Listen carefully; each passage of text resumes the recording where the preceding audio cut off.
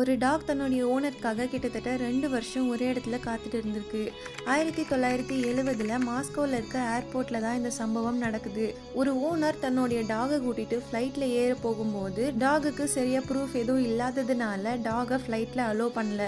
அதனால அந்த ஓனர் அந்த டாகை அங்கேயே விட்டுட்டு போயிடுறாரு. இந்த டாக் ஒவ்வொரு நாளும் ஏர்போர்ட்டில் எல்லா ஏரோப்ளேனையும் பார்த்துட்டே இருந்திருக்கு. நம்மளுடைய ஓனர் நம்மளை கூட்டிட்டு போக வருவாங்கன்னு வெயிட் பண்ணிட்டு இருந்துச்சு. அங்கே இருந்த பைலட்ஸ், ஏர்போர்ட் ஸ்டாஃப் எல்லாருமே அந்த டாகை பிடிக்க ட்ரை பண்றாங்க. அதுக்கப்புறம் அதுக்கு சாப்பாடெல்லாம் கொடுக்குறாங்க. ஆனாலும் அந்த டாக் யார்கிட்டயுமே சேரல. வெதர் எவ்வளோ மோசமா இருந்தாலும் ஒரு நாள் கூட தவறாம டெய்லியுமே வர பிளேன் எல்லாத்தையுமே பார்த்துட்டே இருந்திருக்கு. இப்படியே கிட்டத்தட்ட 2 வருஷம் போகுது. ஒரு 2 வருஷத்துக்கு அப்புறமா தான் அந்த டாகோடைய ஓனர் வராங்க. பட் அந்த டாகை அவர் கூட்டிட்டு போகாம வேணான்னு சொல்லிட்டு அங்கேயே விட்டுட்டு போயிடுறாரு. அதுக்கப்புறம் அந்த டாகை வேற ஒரு புது ஓனர் அடாப்ட் பண்ணிக்கிறாங்க. இதை பேஸ் பண்ணி ஒரு மூவி கூட எடுத்திருக்காங்க.